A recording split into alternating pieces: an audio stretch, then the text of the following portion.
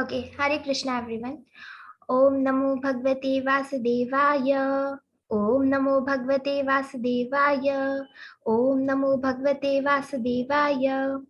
Om Ajnanatimidandhasya Jnananjanashalakaya Chakshura Unmilitam Yena Tasmai Shri Guruve Namaha.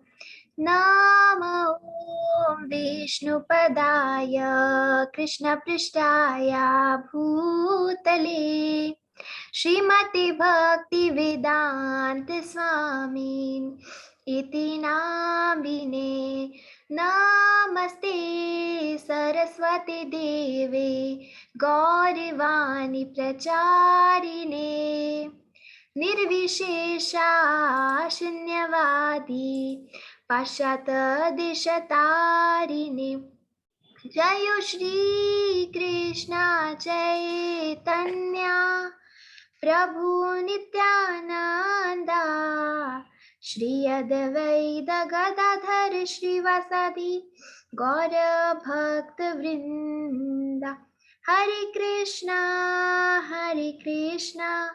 Krishna Krishna Hare Hare Hare Ram Ram Ram Hare Hare जय हो राधा गोविंद राधे जय हो गुरुदेव प्रभुपाद श्रील प्रभुपाद की जय श्री श्री राधा गोविंद की जय। माताजी मेरी स्क्रीन विजिबल है ना? माताजी यस परफेक्ट। आप थोड़ा फॉन्ट बढ़ा दोगे? माताजी ये ओपन क्यों नहीं हो रहा है माताजी? नहीं आप नीचे करो, हो गया है वो ओपन। ओके ओके हाँ आप फॉन्ट बढ़ा दो बस। ओके एक सेकेंड। ओके सो आज हम चैप्टर 1 से स्टार्ट करेंगे, मुनियों की जिज्ञासा। ठीक है माताजी। यस माताजी yes perfect okay thank you.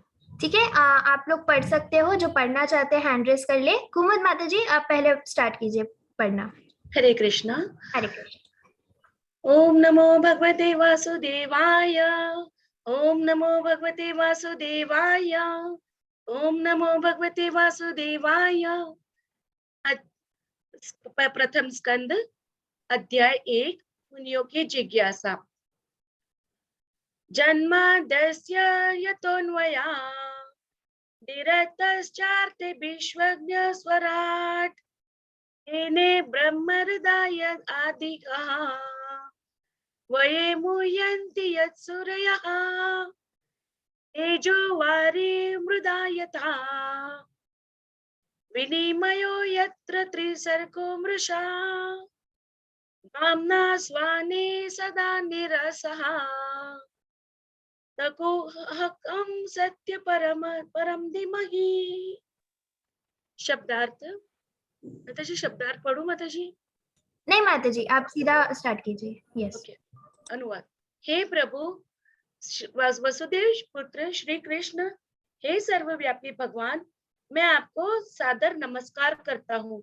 मैं भगवान श्री कृष्ण का ध्यान करता हूँ क्योंकि वे परम सत्य है और व्यक्त ब्रह्मांडों की उत्पत्ति, पालन तथा संहार के समस्त कारणों के आदि कारण है।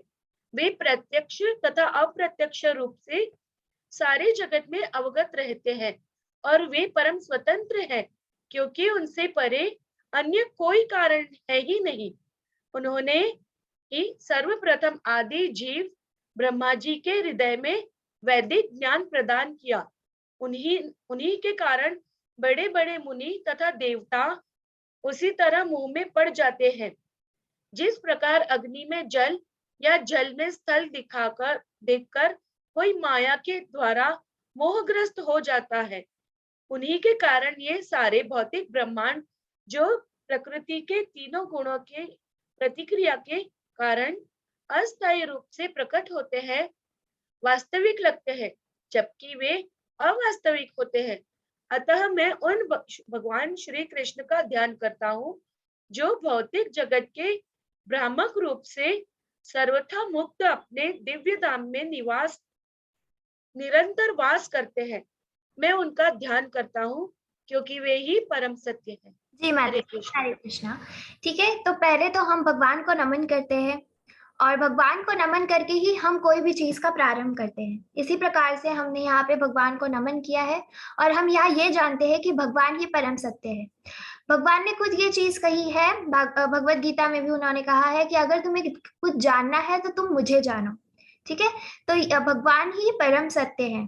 तो भगवान को नमन करते हुए, श्री कृष्ण का नाम लेते हुए अभी हम तात्पर्य की शुरुआत करेंगे।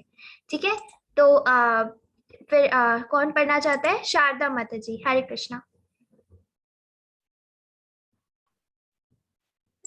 तात्पर्य शिला प्रभुपाद द्वारा। शिला प्रभुपाद की जय। भगवान वासुदेव को नमस्कार करना प्रत्यक्ष रूप से वसुदेव तथा देवकी के दिव्य पुत्र भगवान श्री कृष्ण को इंगित करता है। इस तथ्य की अधिकाधिक व्याख्या इस ग्रंथ में सुस्पष्ट रूप से की जाएगी। यहाँ पर श्री व्यासदेव दृढ़ता पूर्वक कहते हैं कि श्री कृष्ण ही आदि भगवान है और अन्य सभी रूप उनके प्रत्यक्ष या अप्रत्यक्ष पूर्ण अंश या अंशांश हैं। श्री जीव गोस्वामी ने अपनी कृति कृष्ण संदर्भ में इस विषय की विशद व्याख्या की है और आदि जीव ब्रह्मा ने अपने ग्रंथ ब्रह्म संहिता में श्री कृष्ण विषय यथेष्ट व्याख्या की है। सामवेद उपनिषद में भी बताया गया है कि भगवान श्री कृष्ण देवकी के दिव्य पुत्र हैं। इसलिए स्तुति का यह पहला कथन बताता है कि भगवान श्री कृष्ण आदि भगवान हैं। यदि परम भगवान किसी दिव्य नाम से जाने जा सकते हैं तो वह कृष्ण शब्द ही होना चाहिए, जिसका अर्थ है सर्वाकर्षक। भगवद गीता में भगवान ने कई स्थलों पर स्वयं को आदि भगवान घोषित किया है और इसकी पुष्टि अर्जुन के द्वारा तथा नारद, व्यास आदि बड़े बड़े मुनियों द्वारा भी की गई है। पद्म पुराण में यह भी कहा गया है कि भगवान के असंख्य नामों में से कृष्ण नाम सर्व प्रमुख है। वासुदेव नाम भगवान के पूर्ण अंश का सूचक है और भगवान के अन्य सभी रूप जो वासुदेव से अभिन्न है इस ग्रंथ में बताए गए हैं। वासुदेव नाम विशिष्ट रूप से वसुदेव तथा देवकी के दिव्य पुत्र का सूचक है। सन्यासियों में सिद्ध परमहंसों द्वारा श्री कृष्ण का ध्यान सदा ही किया जाता है। वासुदेव अथवा भगवान श्री कृष्ण ही समस्त कारणों के कारण है। जितनी भी वस्तुओं का अस्तित्व है वे सभी भगवान से ही उद्भूत है। ऐसा किस तरह है, इसकी व्याख्या इस ग्रंथ के अगले अध्यायों में की गई है।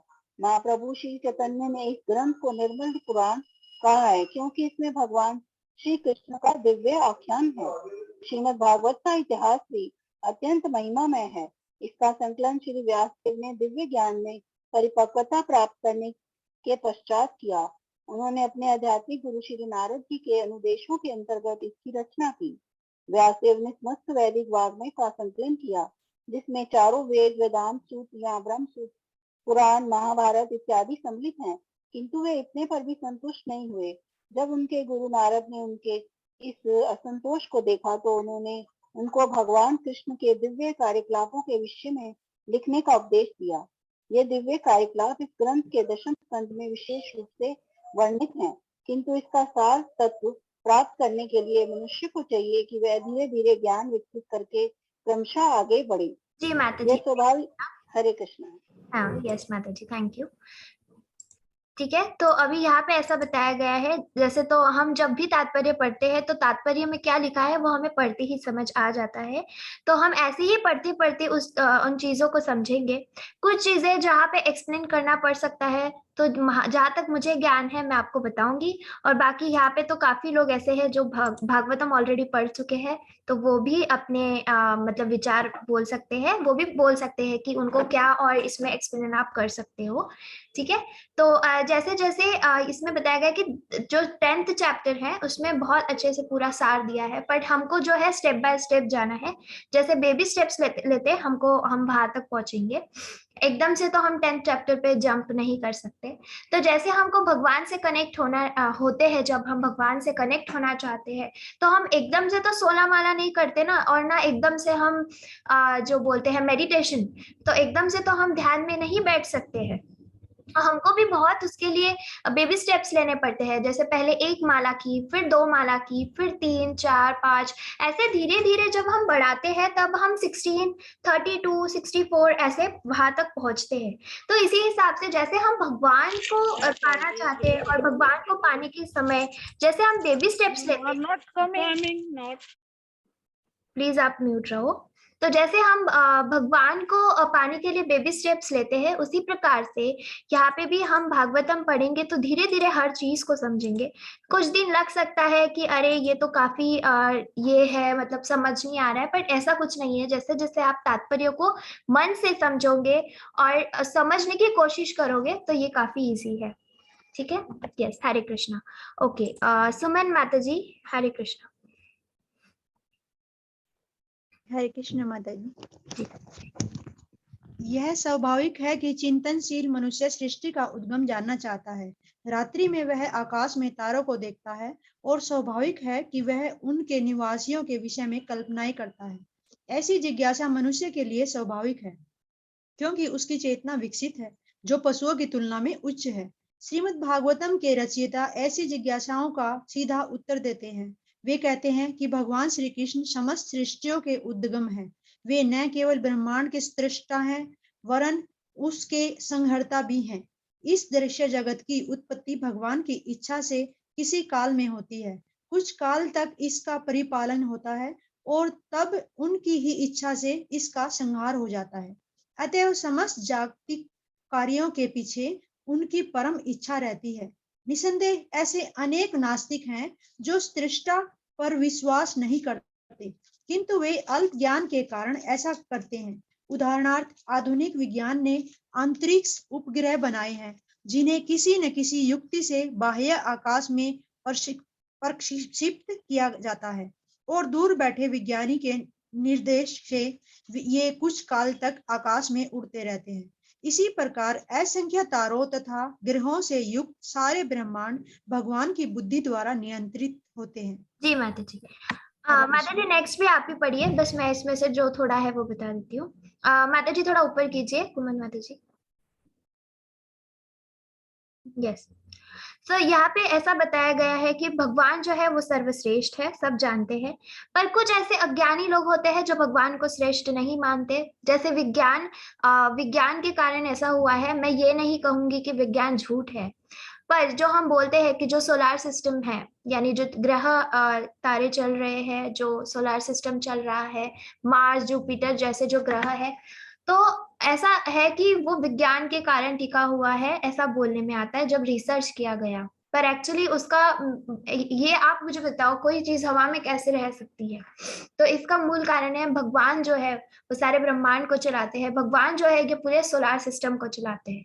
पर जो अज्ञानी होते हैं, जो ये चीजों को नहीं मानते, तो उनका हम कुछ नहीं कर सकते, क्योंकि वो ये चीजों को मानते ही नहीं है। उनको लगता है कि नहीं, ये सिर्फ साइंस के कारण पॉसिबल है, तो वो यही चीज को मानते हैं।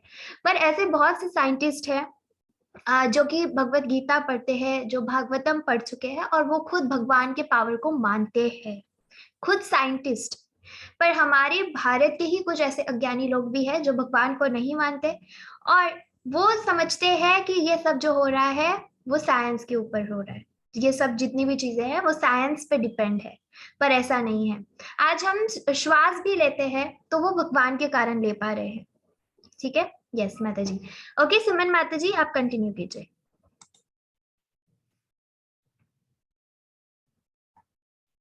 वेट, आई थिंक उन्होंने हैंड डाउन कर लिया।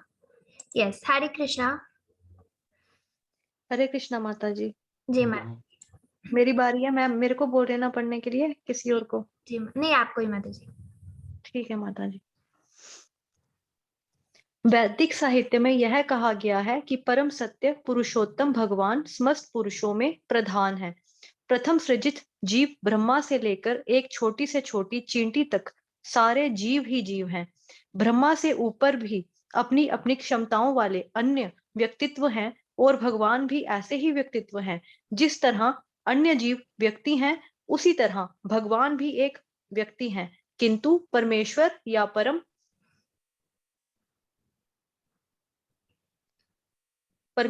परम पुरुष में उत्कृष्टतम बुद्धि होती है और उनमें विभिन्न प्रकार की श्रेष्ठतम अचिंत्य शक्तियां होती हैं। यदि मनुष्य का मस्तिष्क अंतरिक्ष उपग्रह बना सकता है, तब तो कोई भी बहुत आसानी से कल्पना कर सकता है कि मनुष्य से उच्चतर कोटि का मस्तिष्क ऐसी आश्चर्यजनक वस्तुएं बना सकता है जो कहीं अधिक श्रेष्ठ हों। विचारवान व्यक्ति इस तर्क को आसानी से स्वीकार कर लेगा, किंतु कुछ ऐसे कट्टर नास्तिक होते हैं जो इससे कभी भी सहमत नहीं होंगे। माता जी, श्रील व्यास यस माता जी, 1 मिनट, देन आप कंटिन्यू कीजिए। ओके, तो यहाँ पे ऐसा बताया गया है कि कुछ ऐसे पुरुष होते हैं जो खुद को ही श्रेष्ठ मानते हैं, मतलब भगवान से भी श्रेष्ठ। पर भगवान जो है वो हमारे मनुष्य की तरह ही है, वो भी हमारी जैसे ही दिखते हैं, उनके भी 2 हाथ है 2 पैर है, जैसे हम है वैसे वो है, पर वो एक परम गुरु है, यानी सब पूरी सृष्टि को चलाने वाला, पूरे जग को चलाने वाला है। वो सबसे ऊपर जो आते हैं वो श्री कृष्ण जी है। पर कुछ ऐसे नास्तिक, कट्टर नास्तिक यहाँ पे यूज किया गया है वर्ड, कि कुछ लोग इतने कट्टर नास्तिक होते हैं कि वो खुद स्वयं को ही ऐसा समझते हैं कि हम ही सबसे महान हैं। ठीक है, और अंतरिक्ष में जो उपग्रह है, जो उपग्रह वो बनाते हैं, तो इसीलिए वो ऐसा उनमें घमंड आ जाता है कि नहीं, मैं ही सबसे ज्यादा उच्च कोटि का हूँ, मेरा ही दिमाग सबसे ज्यादा श्रेष्ठ है और ज्यादा चलता है, इस हिसाब से। यस माता जी, कंटिन्यू। श्रील व्यासदेव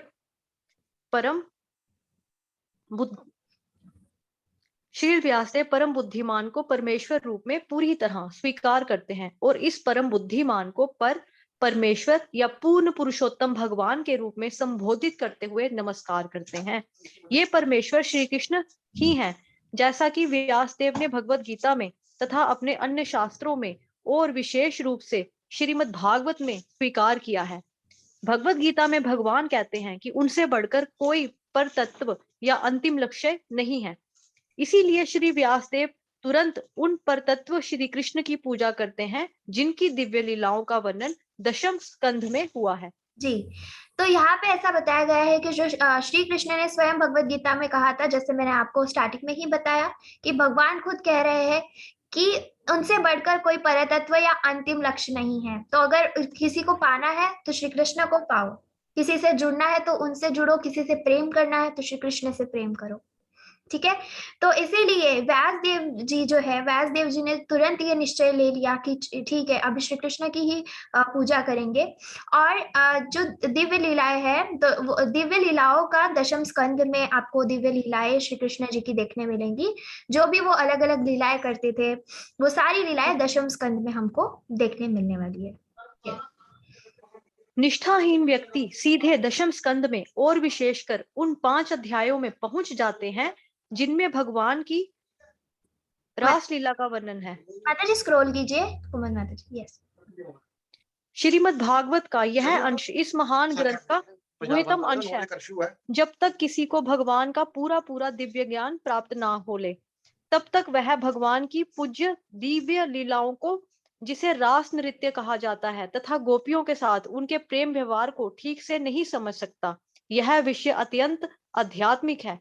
केवल ऐसे मुक्त पुरुष जिन्होंने क्रमशः परमहंस अवस्था प्राप्त कर ली है, इस रास नृत्य का दिव्य आस्वादन कर सकते हैं। माता जी, ओके, तो आज जो लोग ऐसे होते हैं जिनको कृष्ण जी की लीलाएं जानना काफी पसंद होता है, तो वो सीधा जंप करते हैं 10th चैप्टर पे। पर ऐसा नहीं है, हमको वो चैप्टर पढ़ने के लिए पहले के जो चैप्टर्स है उनको कवर अप करना ही पड़ता है, क्योंकि जो 10th चैप्टर है, तो अगर आप वो पढ़ोगे तो उसमें श्री कृष्ण की रास लीलाएं, उनका जो सखियों के साथ प्रेम था, राधा जी के साथ जो प्रेम था, वो सारा वर्णन किया गया है 10th चैप्टर में। तो कैसा है कि काफी लोग इस चीज को गलत नजरिए से लेते हैं, क्योंकि ये चीजों को समझना, यानी कृष्ण जी की रासलीला वगैरह, ये सारी चीजें आध्यात्मिक है, पर ये आध्यात्मिक तरीके से नहीं लिया जाता है। कुछ लोग उसको गलत नजरिए से लेते हैं, वो गलत संबंध समझते हैं, वो हमारे जो संबंध होते हैं उनसे भगवान के संबंधों को टैली करने लगते हैं। तो ये काफी गलत चीज है। इसीलिए 10th चैप्टर पढ़ने के पहले हमको ये सारे 9 चैप्टर को कवर अप करना जरूरी है। इसीलिए जब हम 9 चैप्टर्स कंप्लीट करेंगे, उसके बाद ही हम 10 चैप्टर शुरू कर सकते हैं।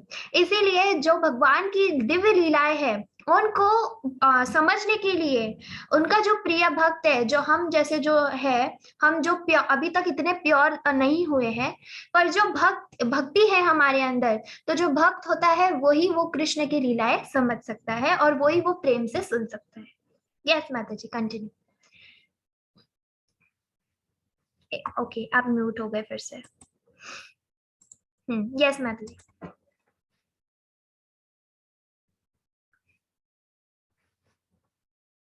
हरे कृष्ण माता जी, अभी आप किसी और से पढ़वा लो, किसी और की बारी दे दो। जी श्योर। सचिन प्रभु जी। हरे कृष्ण माता जी। हरे कृष्ण प्रभु जी। इस रास नृत्य से ना, यस प्रभु जी। इस रास नृत्य का दिव्य आस्वादन कर सकते हैं। अतः श्रील व्यासदेव पाठक को अवसर प्रदान करते हैं कि भगवान की लीलाओं के सार का आस्वादन करने के पूर्व वे धीरे धीरे आत्म साक्षात्कार का विकास करें। इसलिए वे जानबूझकर गायत्री मंत्र धीमहि का आह्वान करते हैं। यह गायत्री मंत्र अध्यात्म में बड़े चढ़े व्यक्तियों के निमित्त है। जब कोई गायत्री मंत्र का उच्चारण करने में सफल हो जाता है तब वह भगवान की दिव्य स्थिति तक प्रवेश पा सकता है। अतः गायत्री मंत्र के सफल जप के लिए मनुष्य में ब्राह्मण जैसे गुणों का समावेश होना चाहिए या फिर उसे पूर्ण रूप से सतोगुणी होना चाहिए, तभी वह भगवान के नाम, यश, गुणों आदि की दिव्य अनुभूति प्राप्त कर सकता है। जी प्रभु जी। श्रीमद जो गायत्री मंत्र होता है, जो गायत्री मंत्र को ठीक से उच्चारण कर सकता है, माता जी ऊपर कीजिए, जो गायत्री मंत्र का ठीक से उच्चारण कर सकता है, ठीक से बोल सकता है, वो ही सही मायने में माना जाता है, वही सही मायने में कृष्ण की भक्ति मानी जाती है। तो जो सत्व गुणी होता है, यानी जो परम सत्व है, जो पूरा सत्व गुण जिसमें रहता है, समाहित है, तो वो ही ज्यादातर गायत्री मंत्र का अच्छे से उच्चारण कर सकते हैं और तभी भगवान के नाम, यश, गुण आदि की अनुभूति प्राप्त की जा सकती है। यानी ऐसा ऊपर ऊपर नहीं बोल सकते हम, हमारे अंदर एक निष्ठा, हमारे अंदर भगवान के लिए प्रेम, हमारे अंदर भगवान के लिए भक्ति होनी चाहिए, तभी कोई चीज हम कर सकते हैं। यानी ऐसा नहीं हो सकता है कि किसी को भक्ति करते हुए देख रहे हैं तो हमने भी सोचा हम भी कर ले, ऐसा नहीं होता है।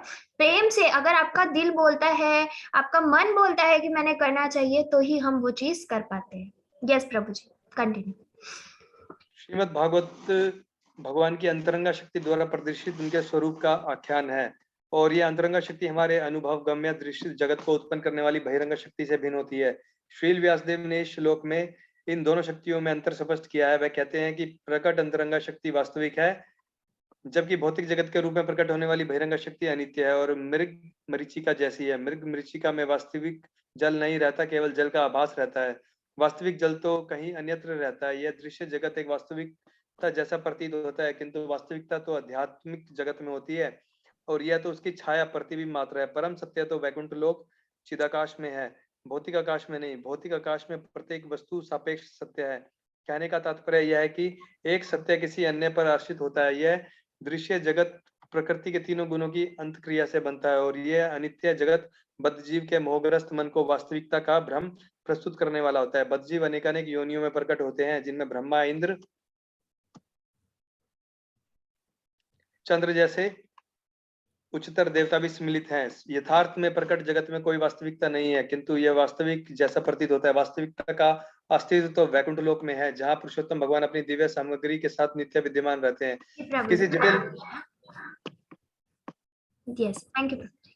ओके, तो एक वास्तविकता, हमको एक वास्तविकता कहाँ प्रकट होती है? जहाँ पे आध्यात्मिक जगत है वही सारी वास्तविकता है, ठीक है। यानी वैकुंठ, जहाँ पे श्री कृष्ण है वही वास्तविक है। जैसे हम अगर वो बताया जाता है ना कि जहाँ रेगिस्तान होता है, यस, जहाँ रेगिस्तान होता है तो ऐसे अगर आपने टीवी में देखा होगा, जहाँ रेगिस्तान होता है तो हम देखते हैं दूर, तो हमको ऐसा पानी का प्रतिबिंब दिखता है कि वह पानी है, पर वह वास्तविकता में पानी होता ही नहीं है, वो तो कहीं और ही दिशा में होता है। उसी प्रकार से जो प्रेम है, जो भक्ति है, यानी जो वास्तविक है, वो सिर्फ वैकुंठ में है, श्री कृष्ण जी के पास है। यथार्थ में प्रकट जगत में कोई भी वास्तविकता नहीं है, किंतु यह वास्तविक जैसा प्रतीत होता है। हमको बस लगता है कि ये वास्तविक है, पर ऐसा नहीं है। और ये समझने को भी बहुत समय लगता है कि ये वास्तविकता नहीं है, वास्तविक सिर्फ भगवान का धाम है। इसको समझने में भी काफी समय लगेगा। परंतु वास्तविकता का अस्तित्व तो सिर्फ वैकुंठ लोक में है, जहाँ पुरुषोत्तम भगवान रहते हैं, जो अपनी दिव्य सामग्री के साथ नित्य विद्यमान रहते हैं। यस माता जी। हरे कृष्णा उमा माता जी।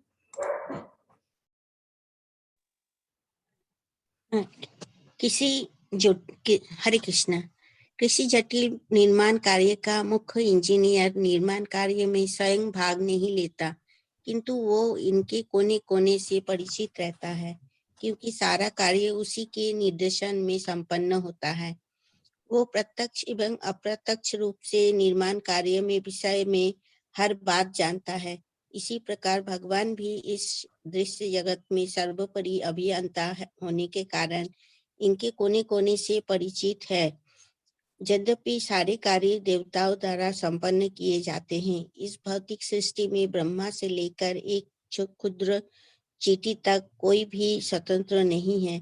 हर स्थान पर भगवान का हाथ देखने में आता है। जी माता जी, हरे कृष्णा जी।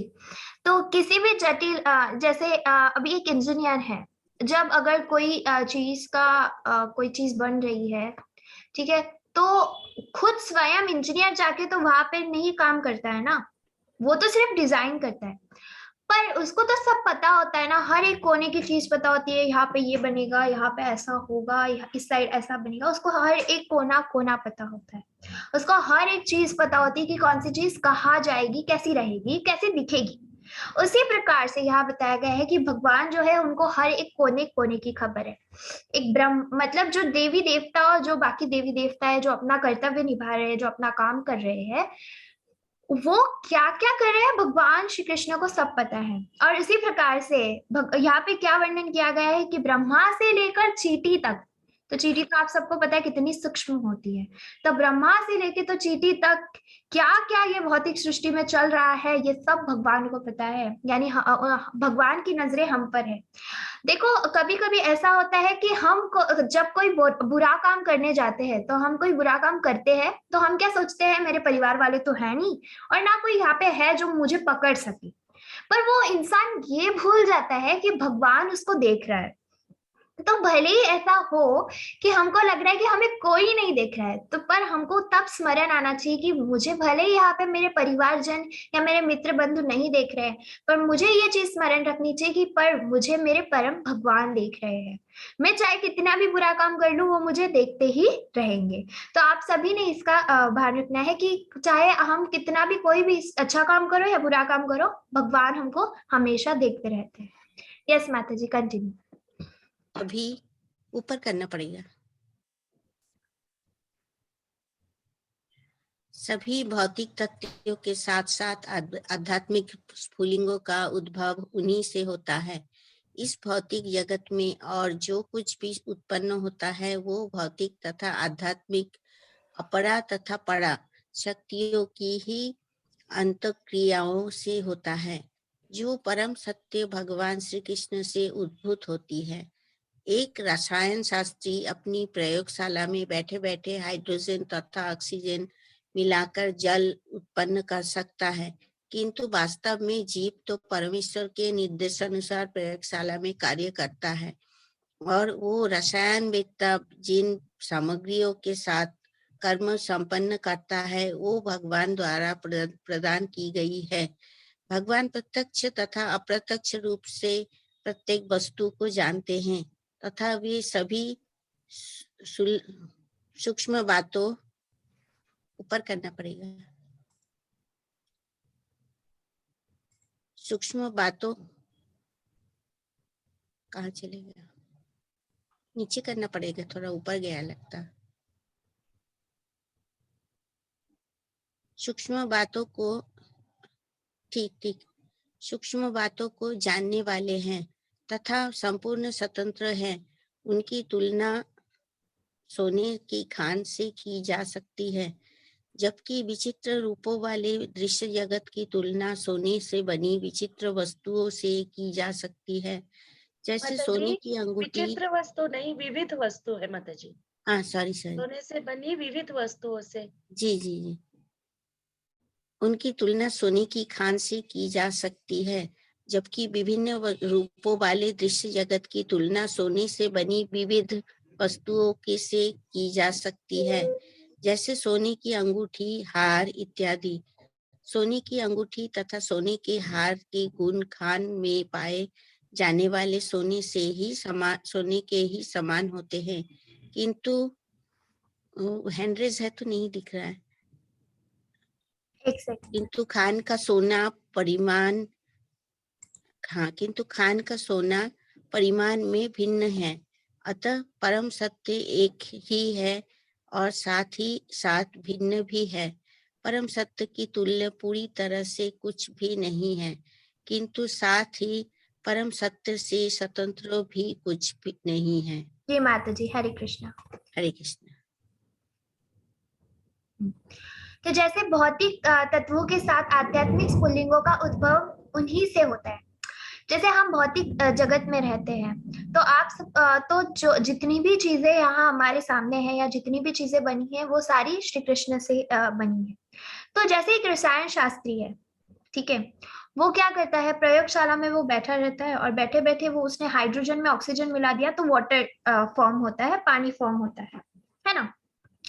तो जैसे वो पानी फॉर्म करता है तो ऐसा बोल सकते हैं हम कि अरे ये देखो इसने तो ऐसे बैठे बैठे पानी बना दिया, पर जो बुद्धि उसको मिली है वो तो स्वयं परमेश्वर से ही मिली है ना। तो भगवान द्वारा ही उसको वो बुद्धि भी मिली है। उसी प्रकार से जैसे कि हम सोने की तुलना करें, देखो अगर आपको सोने की खान से जब आप सोना लेकर आते हो और जब उसका मूल्य, और जब आप कोई अंगूठी खरीदते हो या कान के खरीदते हो या कोई सेट खरीदते हो सोने का, उसका मूल्य देखो, चीज की कीमत किसकी ज्यादा होगी। अगर हम सोना बाहर से जो खान में जो सोना तोड़ा जाता है उससे ज्यादा कीमत उस चीज की है जो हम खरीदते हैं, और हमको मूल्यवान भी वही चीज दिखती है, जैसे अंगूठी ले ली या सेट ले लिया, हमको वही मूल्यवान दिखेगा क्योंकि उसमें एक सुंदरता आपको दिखेगी ना। और खान का जो तोड़ कर आप लाओगे सोना, उसका इतना वैल्यू नहीं रहेगा। पर आप परम सत्य को जानो, जो परम है वही सत्य होता है। अतः परम सत्य एक ही है और साथ ही साथ वो भिन्नता भी दिखाता है ना। भले ही परम एक, सोना तो एक ही है ना, सोने के एक टुकड़े के साथ विभिन्न चीजें बनी है, अंगूठी, कान के झुमके, इस प्रकार। तो परम सत्य के तुल्य पूरी तरह से कुछ भी नहीं है, किंतु साथ ही परम सत्य से स्वतंत्र भी कुछ नहीं है। Okay, yes. कृष्ण पढ़ू। जी माता जी। संपूर्ण ब्रह्मांड के शिल्पी ब्रह्मा से लेकर एक नगण्य चींटी तक सारे बद्ध जीव सृजन का कार्य करते हैं, किंतु इनमें से कोई भी परमेश्वर से स्वतंत्र नहीं है। भौतिकतावादी व्यक्ति व्यर्थ ही सोचता है कि उसके अतिरिक्त कोई अन्य सृष्टा नहीं है।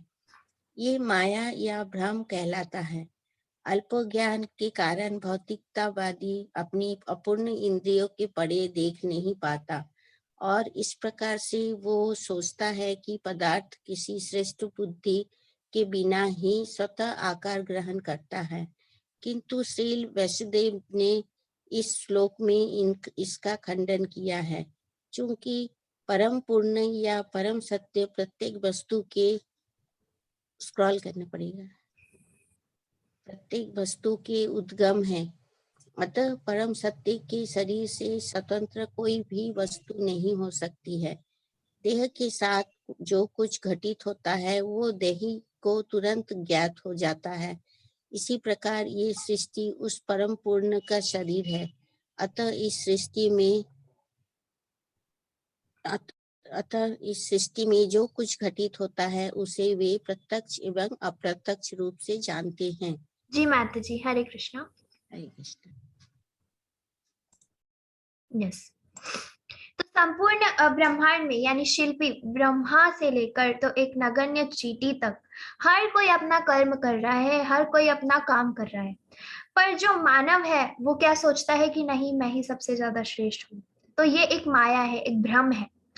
चींटी से लेके जितने भी एनिमल्स है, जितनी भी छोटे छोटे इंसेक्ट्स होते हैं, सब अपना कुछ ना कुछ योगदान देते हैं नेचर में। उनका सबका कुछ ना कुछ कर्म है। ऐसा ही नहीं है कि हम मनुष्य है, हम बोल सकते हैं, हम चल सकते हैं तो हमारा ही कर्म श्रेष्ठ है। ऐसा नहीं होता है। हर एक जीव जो ये पृथ्वी पर रहता है उन सब का कर्म श्रेष्ठ है।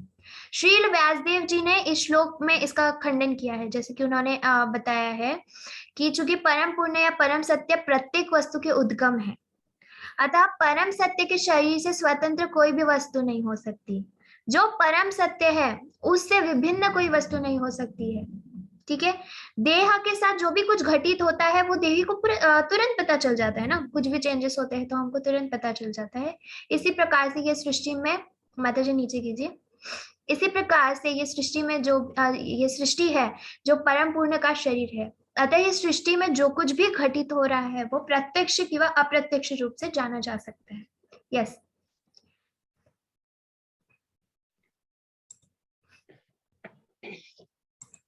नेहा माता जी, हरे कृष्णा। हरे कृष्ण माता जी, हरे कृष्णा सभी को। श्रुति मंत्र में यह भी कहा गया है कि हरे कृष्णा जी माता जी, श्रील प्रभुपाद की जय। श्रील प्रभुपाद के द्वारा सॉरी माता जी, हरे हाँ, कृष्णा। श्रील प्रभुपाद की जय। श्रील प्रभुपाद के द्वारा श्रुति मंत्र में यह भी कहा गया है कि परम पूर्ण या ब्रह्म समस्त वस्तुओं का चरम उद्गम है। प्रत्येक वस्तु उन्हीं से उद्भूत है, उन्हीं के द्वारा पालित है और अंत में उन्हीं में प्रवेश कर जाती है। यही प्रकृति का नियम है। स्मृति मंत्र में इसी की पुष्टि की गई है। यह कहा गया है कि ब्रह्मा के कल्प से ब्रह्मा के कल्प से प्रारंभ में जिस उद्गम से सारी वस्तुएं उद्भूत होती है और अंततः जिस आगार में वे प्रवेश करती है वह परम सत्य या ब्रह्म है।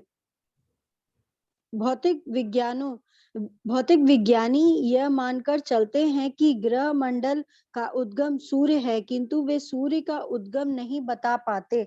यहाँ पर इस चरम उद्गम की व्याख्या की गई है। वैदिक वाङ्मय के हरे कृष्ण माता जी, फिर से बोले। वाग्मय माता जी।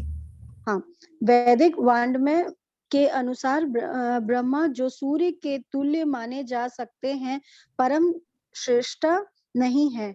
इस श्लोक में कहा गया है कि ब्रह्मा को वैदिक ज्ञान भगवान के द्वारा प्रदान किया गया।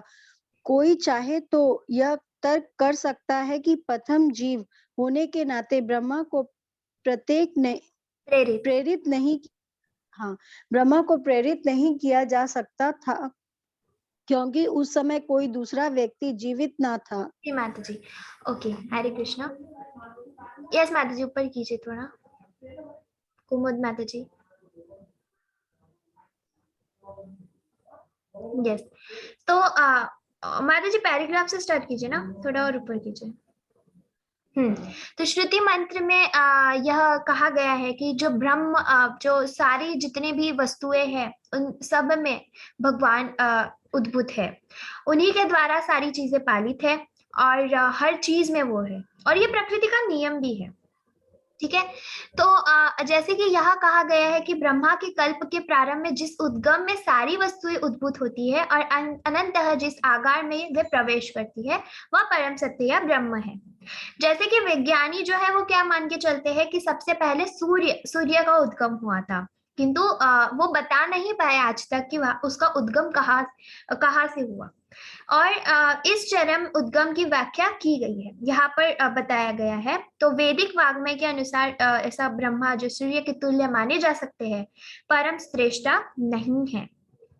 और इस श्लोक में ऐसा भी मतलब माता जी थोड़ा नीचे कीजिए, यहाँ पे ऐसा भी कहा गया है कि जो कृष्ण जी ने ब्रह्मा जी को पूरा वैदिक ज्ञान दिया था, वैदिक के बारे में बताया था। ठीक है, तो यहाँ पे और ये भी बताया गया है कि जो परम ब्रह्म है वो श्री कृष्ण है, परम ब्रह्म जो है वो श्री कृष्ण है। यस, ओके, आप कंटिन्यू कीजिए नेहा माता जी। अच्छा, वो म्यूट हो गए। राखी माता जी, आप प्लीज अनम्यूट कर दिया कीजिए।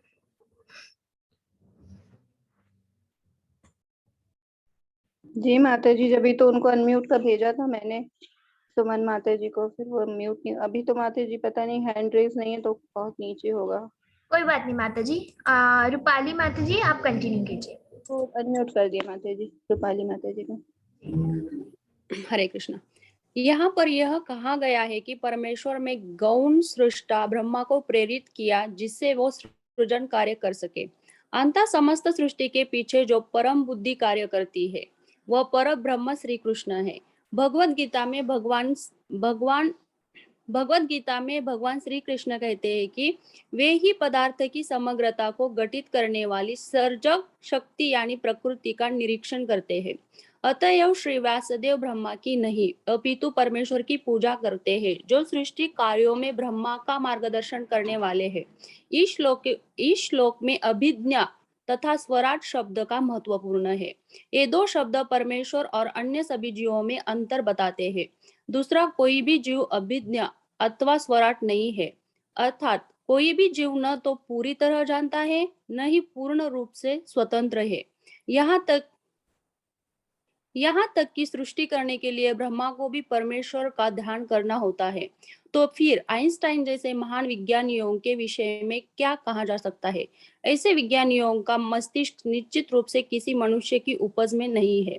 जब कोई विज्ञानी ऐसा मस्तिष्क नहीं बना सकता तो फिर उन मूर्ख नास्तिकों का क्या कहना जो भगवान की सत्ता को चुनौती देते हैं। यहाँ तक कि माया। जी माता जी हरे कृष्णा। तो यहाँ पर ऐसा बताया गया है कि जो भगवान जो है वो सारे पदार्थों में है और सारी चीजों का वो निरीक्षण भी करते हैं। मतलब हर एक आपने ये लाइन सुनी होगी ना कि हर एक कण कण में भगवान का वास है ना। उसी प्रकार से भगवान हर एक कण कण में है और वो ये सारी सृष्टि का यानी यहाँ पे सब जगह वो निरीक्षण भी करते हैं। और इस श्लोक में दो शब्दों का महत्व बताया गया है, अभिज्ञ और स्वराट शब्द का। तो ये क्यों बताया गया है, इसका मीनिंग है कि ये दो शब्द परमेश्वर और अन्य सभी जीवों में अंतर बताते हैं। देखो हम और परमेश्वर दोनों में भेद है। हम मतलब परमेश्वर से हम खुद की तुलना कभी नहीं कर सकते। दूसरा कोई भी जीव अभिज्ञ अथवा स्वराट नहीं है, अर्थात कोई भी जीव ना तो पूरी तरह जानता है न ही पूर्ण रूप से स्वतंत्र है। हम इतने ज्ञानी भी नहीं है, मतलब हम ना पूरा कुछ हम ज्ञान नहीं जानते हैं और ना ही हम पूरी तरीके से स्वतंत्र हैं। ठीक है। तो जैसे कि आप लोगों को ये पता होगी बात कि जो ब्रह्मा जी थे जब उनको भी सृष्टि का संचालन करने के लिए कहा था तो उन्होंने खुद ने पहले परमेश्वर का ध्यान किया था। वो खुद ध्यान किया था उन्होंने कितने समय तक, और तब जाकर जब उनको ज्ञान की प्राप्ति हुई और तब वो जब संचालन पृथ्वी का संचालन करने के लिए पूरी तरह से जब रेडी हुए तब फिर उन्होंने स्टार्ट किया था। तो जैसे ब्रह्मा जैसे बड़े देवता को अगर परमेश्वर मतलब देवता वो काफी त्रिदेव में से आते हैं ब्रह्मा जी, तो अगर उनको भी श्री कृष्ण जी का ध्यान करना पड़ा तो हम तो काफी तुच्छ में आएंगे ना, काफी नीचे आएंगे हम। तो फिर जो आइंस्टाइन जैसे वैज्ञानिक है उनकी हम क्या बात करें। ऐसे वैज्ञानियों का तो मस्तिष्क निश्चित रूप से मनुष्य की उपज नहीं है ना। और जो ऐसे मूर्ख होते हैं यानी जो नास्तिक होते हैं तो उनका तो यहाँ पे विषय ही नहीं आता, क्योंकि वो तो ऑलरेडी मतलब वो तो भगवान की सत्ता को चुनौती देते हैं। यानी वो बोलते हैं कि भगवान है तो हमको दिखते नहीं। आप लोगों को तो पता ही है कि जो नास्तिक होते हैं उनके क्वेश्चंस भी कैसे होते हैं भगवान को लेके, है ना। वो तो भगवान को कभी समझ ही नहीं पाए और ना समझ पाएंगे, है ना। तो नास्तिकों की संख्या कोई कम नहीं है, काफी नास्तिक हमको देखने मिलते हैं, हमारे आजू बाजू भी होंगे। ठीक है। तो बस हमारे भक्ति में वो मतलब हमारी भक्ति में ना आए वो, बस हमें इसका ध्यान रखना चाहिए। यस माता जी कंटिन्यू। यहाँ तक कि मायावादी निर्विशेषवादी जो अपने को भगवान से एकाकार होने की डिंग मारते रहते हैं, न तो अभिज्ञ है न स्वराट।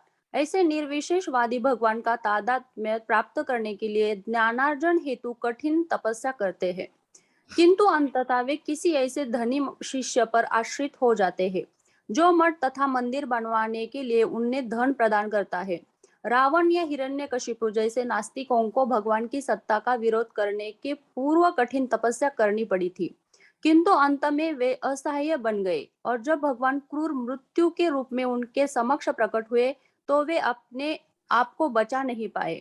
यही हाल उन आधुनिक नास्तिकों का है जो भगवान की सत्ता की अवमानना करते हैं। ऐसे नास्तिकों को वैसा ही दंड मिलेगा, क्योंकि इतिहास की पुनरावृत्ति होती है। जब जब लोग ईश्वर की सत्ता की उपेक्षा करते हैं, तब तब प्रकृति तथा उसके नियम उन्हें दंड देते हैं। इसकी पुष्टि भगवत गीता के इस सुप्रसिद्ध श्लोक द्वारा भी होती है। यदा यदा ही धर्मस्य ग्लानि यदा यदा ही धर्मस्य ग्लानि, जब जब धर्म की हानि होती है और अधर्म की वृद्धि होती है, तब तब हे अर्जुन मैं स्वयं अवतरित होता हूँ। जी माता जी, हरे कृष्णा। तो जैसे कि जो ज्ञानार्जन होते हैं, यानी जो काफी बड़ी लंबी लंबी समय तक तपस्या वगैरह करते हैं ताकि वो भगवान को पा सके, उसी प्रकार से ऐसे एकाकार होने के डिंग मारते रहते हैं, ना तो वे अभिज्ञ है ना स्वराट है ना। माता जी नीचे कीजिए।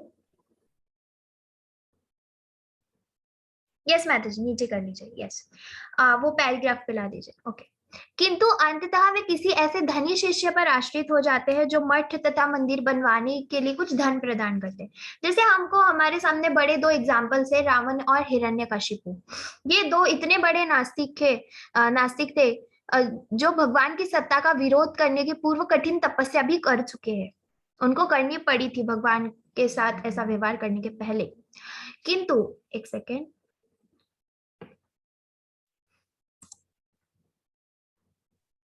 माता जी मैं कुछ बोलूं एक सेकेंड इसके विषय में? यस माता जी बोलिए। ओके। जो यहाँ पे बताया है हिरण्यकश्यप और रावण। जो हिरण्यकश्यप का, जो प्रहलाद महाराज के पिताश्री जी, वो उनको भगवान कृष्ण को, उसके अस्तित्व को ही मानते नहीं थे। नहीं। और उनको चुनौती देने के लिए माता जी उन्होंने ब्रह्मदेव के पास से अमरता का वरदान प्राप्त करने के लिए कहा था। यस, कि मैं न धरती पर मरूं न आकाश में, न दिन में मरूं न रात में, न स्थल में या जल पे, कहीं पे भी मेरी मृत्यु ना हो, न अस्त्र से या शस्त्र से। तो इसी प्रकार उन्होंने अपने मृत्यु को एक सुनिश्चित रूप पर उन्होंने तय कर दिया कि चलो, उन्होंने अस्त्र शस्त्र नहीं, नरसिंह देव के नाखून से वो मृत्यु प्राप्त की। और ऐसे चैलेंज करते गए वो। इसीलिए उन्होंने श्री भगवान को यानी कृष्ण जी को इस प्रकार का देह धारण करना पड़ा। Yes, true. यस माता जी। और यही चीज रावण के विषय में भी थी, जो श्री भगवान के द्वारपाल थे। उनको सनत कुमार 5-4 सनत कुमारों का श्राप देने की वजह से तीन जन्म यहाँ पे धरती लोक पे प्राप्त करने पड़े। तो उनमें ये पहला था रावण और कौन हमारे कुंभकर्ण। तो उनको भी ऐसा ही वरदान मिला था। वो शिव जी के परम भक्त थे। हाँ, भक्त थे। किंतु उनकी मृत्यु किस प्रकार हुई? किसी व्याता स्त्री को उन्होंने अपहरण करके श्रीलंका में लंका ले जाया गया, और उधर ही वहां पे उनका सभी प्रकार की भक्ति से वे गिर गए। जितनी भक्ति की थी शिव जी की, वो सभी ये अपहरण करने में चली गई, हो गई। यस, खराब हो गई। तो इसी द्वारा भगवान ने यही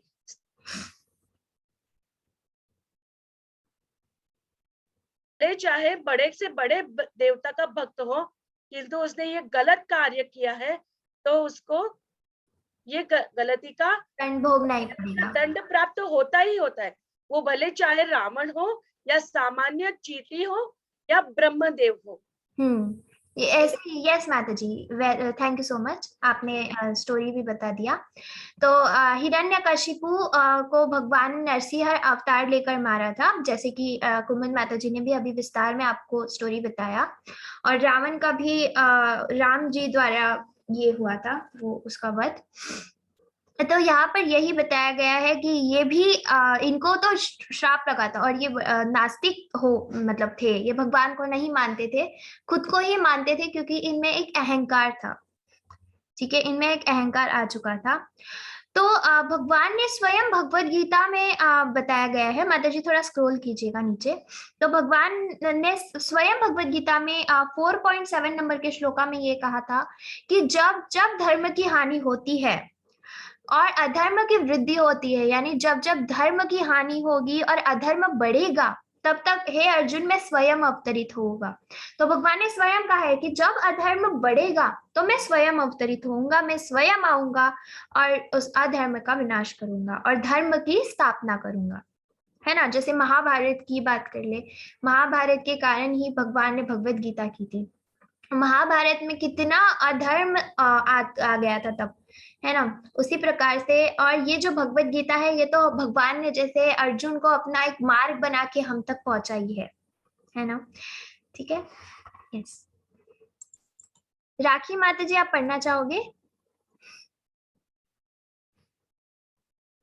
जी माता जी, हरे कृष्णा। Yes Shri ma'am. प्रभुपाद जी की जय।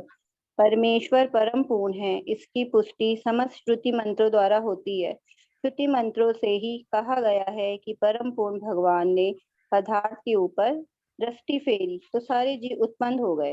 ये जीव भगवान के अंश रूप है। वे ही इस विशाल भौतिक सृष्टि को आध्यात्मिक स्फुलिंग रूपी बीज से अविष्ट करते हैं और इस प्रकार सृजनात्मक सृष्टि चालू हो जाती है, जिससे अनेक आश्चर्यजनक सृष्टियां उत्पन्न होती है। नास्तिक यह तर्क कर सकता है कि ईश्वर घड़ी साज से अधिक पटु नहीं है, किंतु ईश्वर इससे अधिक पटु होते हैं, क्योंकि वे मशीनों के नर तथा मादा दोनों रूपों को उत्पन्न कर सकते हैं। फिर ये विविध नर मादा मशीनें ईश्वर के आदेश की प्रतीक्षा किए बिना अपनी जैसी असंख्य मशीनें उत्पन्न करती जाती है। यदि मनुष्य ऐसी मशीन का जोड़ा बना सके तो उसके अनदेखे ही अन्य मशीनें उत्पन्न कर सके, तब जाकर वह ईश्वर की बुद्धि के पास पहुंच सकता है। किंतु ऐसा संभव नहीं, क्योंकि प्रत्येक मशीन पर अलग अलग कार्य करना होता है। अतः ईश्वर की तरह कोई भी व्यक्ति सृजन्य नहीं कर सकता। ईश्वर का अन्य नाम जी, यस। तो जैसे यहाँ पे ये बताया गया है, यहाँ पे बस एक एग्जांपल दिया गया है कि जो नास्तिक होते हैं, तो अगर ऐसा हो जाए कि एक मशीन अगर हमने तैयार की है और इसी प्रकार से और बाकी मशीन भी तैयार हो रही है अपने आप, तो हो सकता है कि हम भगवान के लेवल तक पहुंच सके, यानी हम भी मैजिक कर सकते हैं, हम में भी पावर आ गया है। पर ऐसा पॉसिबल नहीं है, क्योंकि हर एक मशीन का एक अलग कार्य होता है। जब से ये टेक्नोलॉजी, मशीनरीज, ये सारी चीजें आई है, तो मानव में और भी ज्यादा अहंकार आ गया है कि देखो हमने तो कंप्यूटर, मोबाइल फोन्स, लोगों को कनेक्ट करने के लिए कितनी सारी चीजें बनाई है, तो भगवान भी नहीं कर सकते। पर ऐसा नहीं है, क्योंकि प्रत्येक मशीन पर अलग अलग, पहले वो तो हो गया, पर ईश्वर की तरह कोई भी व्यक्ति सृजन नहीं हो सकता। हम कभी भी ईश्वर की तरह नहीं बन सकते। और सबसे बड़ा पाप तो इंसान ये करता है कि वो खुद को जब ईश्वर समझता है, तो वही सबसे बड़ा उसका पाप है ना। तो इसी प्रकार से कि हम जो व्यक्ति है, हम भगवान नहीं बन सकते, हम ईश्वर नहीं बन सकते। यस माता जी। माता जी ये पैराग्राफ कंप्लीट कर लेते, कितना बड़ा है ये पैराग्राफ? हाँ यस, नेक्स्ट यहाँ तक कंप्लीट कर लेते हैं। यस माता जी। राखी माता जी आप कंटिन्यू कीजिए। जी माता जी, कहाँ से मुझे दिख रही? एक सेकंड। यस माता जी, यहाँ से है नीचे। किंतु ऐसा संभव नहीं, क्योंकि प्रत्येक मशीन पर अलग अलग कार्य करना होता है। उसके नीचे माता जी और स्क्रॉल कीजिए। यस, ईश्वर का अन्य नाम, वहां से पढ़ना है माता जी, थर्ड लाइन। हाँ माता जी, ईश्वर का अन्य नाम असौम्धर्व है, जिसका अर्थ है कि कोई ना तो उनके तुल्य है, ना उनसे बढ़कर है। परम सत्यम वे है जिनके ना तो कोई समतुल्य है, ना उनसे श्रेष्ठ। इसकी पुष्टि श्रुति मंत्रों में की गई है। ऐसा कहा गया है कि इस भौतिक ब्रह्मांड की उत्पत्ति के पूर्व भगवान ही विद्यमान थे, जो हर किसी के स्वामी हैं। उन्होंने ही ब्रह्मा को वैदिक ज्ञान का उपदेश किया।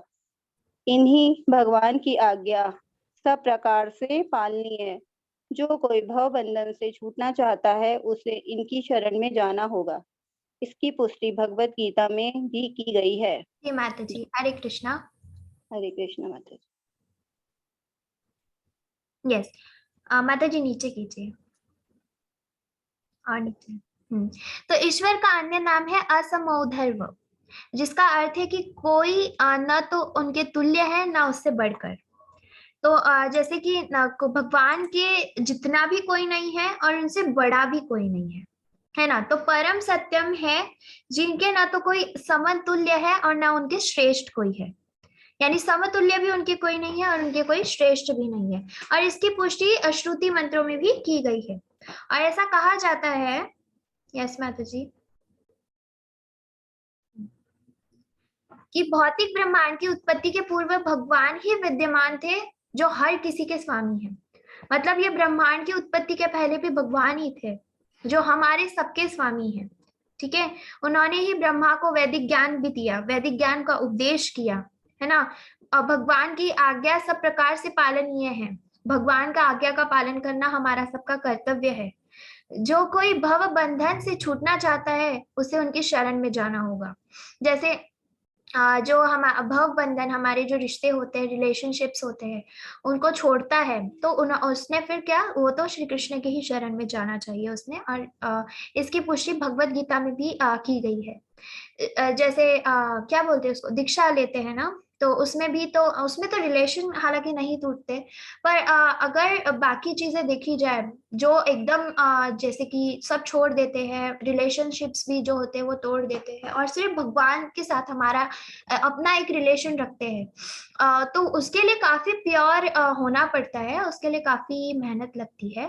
और इतना खुद के मन पे काबू होना, सेंसेस पे कंट्रोल होना, ये सब होने के बाद ही हम ये कर सकते हैं। तो भगवान की शरण ही हमने ग्रहण करनी चाहिए। और ऐसे भी अगर हम रिलेशंस नहीं तोड़ सकते हैं और हमको भौतिक दुनिया में भी रहना है, हमारे भी कुछ रिस्पॉन्सिबिलिटीज होती है। जैसे भगवान ने भी कहा है ना कि सब कुछ छोड़ के बस मेरे पास ही नहीं आना है तुझे, तुझे तेरे कर्म भी पूरे करने हैं। तो तू कर्म भी कर, साथ में मेरी भक्ति भी कर, और तू जो कर्म कर रहा है वो तू मुझे समर्पित कर, है ना। तो इसी प्रकार से हम हमारे कर्म भी करो, हमारी जो रिस्पॉन्सिबिलिटीज है हम वो भी पूरी करें और भगवान की भक्ति भी करें। तो साथ में हमारा फिर सारा संतुलन भी बना रहेगा और सारी चीजें हम कर सकते हैं। यस माता जी, थैंक यू सो मच कुमुद माता जी, आप स्क्रीन शेयरिंग स्टॉप कर सकते हैं। धन्यवाद माता जी। मुझे सिर्फ एक ऐड करना था जो आपने बोला अभी, जी जी, जो कर्म करते हैं वो भगवान के लिए ही करना है, पर खराब कर्म नहीं करना, विकर्म नहीं करना। ठीक है। ऐसे नहीं करें कि हम लोग विकर्म करते जाए और भगवान को समर्पण करते जाए, जिसका वर्णन हमें शायद ईशोपनिषद नहीं, इसमें नेक्टर ऑफ इंस्ट्रक्शंस में, उपदेशामृत में भी बताया है कि चाहे भगवान गिरजाघर में, ईसाई लोग गिरजाघर में जाके कन्फेस कर लेते हैं पादरी के समक्ष, बराबर, तो उस हफ्ते का उसका पाप नष्ट हो गया जी। ये ऐसा समझता है वो। पर ऐसे नहीं करने का कि अभी मैंने कन्फेस कर लिया, यानी मैंने अभी 16 माला जप कर ली, यानी मैंने प्रायश्चित कर लिया, और अभी फिर से अगले हफ्ते मैं कुछ खराब कर्म करने में संलग्न हो जाऊं, यानी किसी का मैं पॉकेट मार लूं, किसी का खून कर लूं, किसी की संपत्ति हथिया लूं, किसी का घर छीन लूं, बर्बाद कर दूं उसको। नहीं, भगवान वो कहते हैं कि हमें वही कर्म करना है जो उन्होंने निर्देशित किया है, अकर्म करना है। अकर्म यानी जिसमें हम लोग बद्ध नहीं होते, ठीक है ना। अगर वो हम करते हैं माता जी, तो ही हम भगवान के निकट पहुंच सकते हैं, समीप पहुंच सकते हैं। सभी कर्म तो करने ही है। क्षुद्र से क्षुद्र चींटी भी कर्म करती है, हमें तो फिर भी बहुत अच्छा मनुष्य जन्म मिला है। तो इस भवबंधन से छुटकारा प्राप्त करने के लिए, एटलीस्ट कुछ नहीं तो भवबंधन से छूटने के लिए हम भगवान की शरण ग्रहण करें, यानी जो ऐसा कर्म करे कि सिर्फ भगवान की तरफ ही जाता हो, और कहीं पे भी नहीं। जो कर्म करने से भगवान की प्राप्ति नहीं होती है ना, जो कर्म करने से भगवान की प्राप्ति नहीं होती वो विकर्म ही कहलाता है, ठीक है ना, या फिर सकाम कर्म कहलाता है। क्योंकि सकाम कर्म में तो क्या सिर्फ देवी देवताओं के उपासक होते हैं, उसमें फ्रूट उसमें काम वासना ज्यादा होती है, वो नहीं चाहिए हमें। सिर्फ हमें ऐसी चाहिए भगवान से कि भगवान हमें सिर्फ कार्य करने की शक्ति दीजिए, और वो जो कार्य कर रहे हैं हम आपको समर्पित करते हैं, Yes, और माता जो उसमें जो फल मिलता है हमें, वो भी तुझे ही अर्पण। अर्पित। बस Yes. इतना ही हमें करना है, और बाकी कुछ नहीं। यस माता जो जी। कुछ करवा रहे हो भगवान तुम ही करवा रहे हो, और मैं सिर्फ एक निमित्त मात्र हूँ। निमित्त मात्र। जैसे भगवान कृष्ण ने अर्जुन को युद्ध क्षेत्र में बताया है कि मुझे ही ध्यान करो और युद्ध करो। प्रत्येक अध्याय में इसका वर्णन किया गया है। यस माता जी। धन्यवाद माता जी। थैंक यू सो मच माता जी, एकदम सही कहा आपने। कुछ लोग ऐसे भी होते हैं जो बुरा कर्म करते हैं और बोलते हैं मैं एक माला कर लूंगा ना तो कट जाएगा वो, मैं एक माला कर लूंगा तो कट जाएगा वो, ऐसे भी होते हैं। ऐसे नहीं करने का, बिल्कुल नहीं। अगर हम ऐसा कर्म करते हैं तो नीच में से नीच योनि में हमें जन्म प्राप्त होता है, जिसमें हमें भगवान का स्मरण मात्र भी नहीं होता। तो ऐसा होता है कि हम बुरे कर्मों में भी भगवान का आश्रय ले रहे हैं, तो ऐसा नहीं होना चाहिए। भगवान को बताए ना फिर भी माता जी कि हम उनके आश्रय लेके खराब कर्म कर रहे हैं, तो वो बिल्कुल ही क्षमा नहीं करते हमें। क्षमा नहीं करते। तो इसलिए कहा जाता है कि जो भी कर्म करो भगवान के लिए करो, अच्छे कर्म करो, पूर्वक करो। यस, और सारे कर्म भगवान को, अच्छे कर्म भगवान को अर्पित करो, और जो फल प्राप्ति होती है वो भी भगवान को ही समर्पित किया जाए। जी माता जी, धन्यवाद। यस माता। मुझे रिकॉर्डिंग स्टॉप कर दें? यस। धन्यवाद।